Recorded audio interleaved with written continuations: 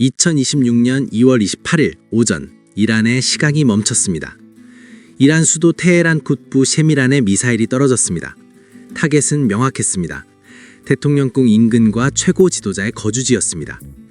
이 공습으로 이란을 37년 동안 통치해온 아야톨라 세이에드 알리 하메네이가 사망했습니다. 이란 국영방송은 그가 순교했다고 보도했습니다. 이란 정부는 즉각 40일간의 애도 기간을 선포했습니다. 한 나라를 40년 가까이 통치한 인물의 퇴장은 그 자체로 거대한 지각된동입니다. 그는 단순한 정치인이 아니었습니다. 이란이라는 국가의 설계자이자 종교적 정점에 서 있던 인물입니다. 그의 죽음은 중동이라는 복잡한 체스판에서 가장 강력한 기물이 사라진 것을 의미합니다. 미국과 이스라엘의 전격적인 공습은 전 세계를 경악하게 만들었습니다. 37년이라는 세월은 한 세대를 훌쩍 넘는 시간입니다.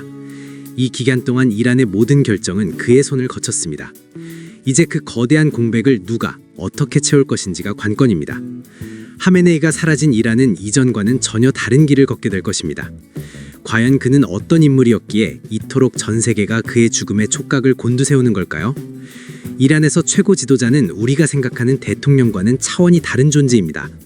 대통령은 국민이 선출하지만 그 위에 군림하는 1인자가 바로 최고 지도자입니다. 하메네이의 이름 앞에 붙는 아야톨라는 고위 성직자를 뜻합니다. 세이에드는 이슬람 예언자 무함마드의 직계 후손임을 의미하죠. 그는 종교적으로 신의 대리인으로 받아들여졌습니다. 입법, 사법, 행정 전반에 걸쳐 절대적인 권한을 행사했습니다.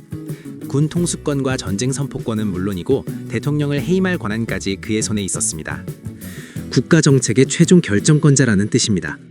대통령은 4년마다 바뀌는 관리인에 불과했습니다. 하메네이는 1939년생으로 올해 87세였습니다. 소수민족인 아제르바이잔계 출신임에도 불구하고 실력과 충성심으로 정점에 올랐습니다. 4살 때부터 쿠란을 익혔고 평생을 신학에 몸담았습니다. 하지만 그의 삶은 조용한 수도자의 길과는 거리가 멀었습니다. 그는 철저하게 권력을 설계하고 집행하는 전략가였습니다. 이슬람 근본주의라는 명확한 노선을 가지고 이란을 통치했습니다. 그렇다면 이 평범해 보이던 신학도는 어떻게 혁명의 중심에 서게 되었을까요? 하메네이는 젊은 시절 팔레비 왕조에 반대하던 반정부 인사였습니다.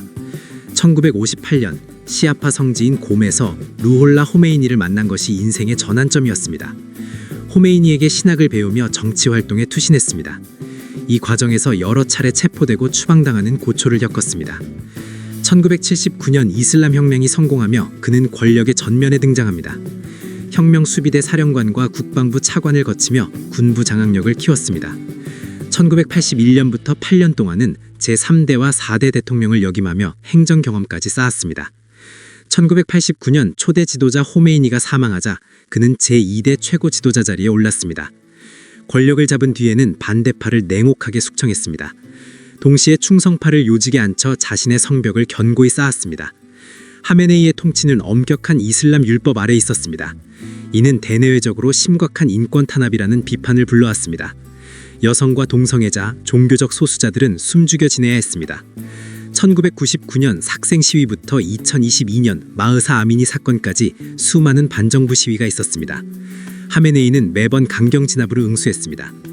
작년 말부터 이어진 시위에서는 공식 집계로만 3,000명이 넘는 사망자가 발생했습니다.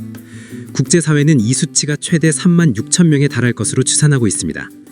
이 유혈 진압은 미국과 이스라엘이 공습을 단행한 명분이 되었습니다. 트럼프 대통령은 이란의 혼란을 이유로 군사 개입을 시사해왔습니다. 결국 핵협상 재개 이틀 만에 하메네이는 폭사했습니다. 그는 유고시 권력을 대행할 인물로 알리 라리자니를 지정해두었습니다. 하지만 후계 구도가 완전히 정리된 상태는 아닙니다.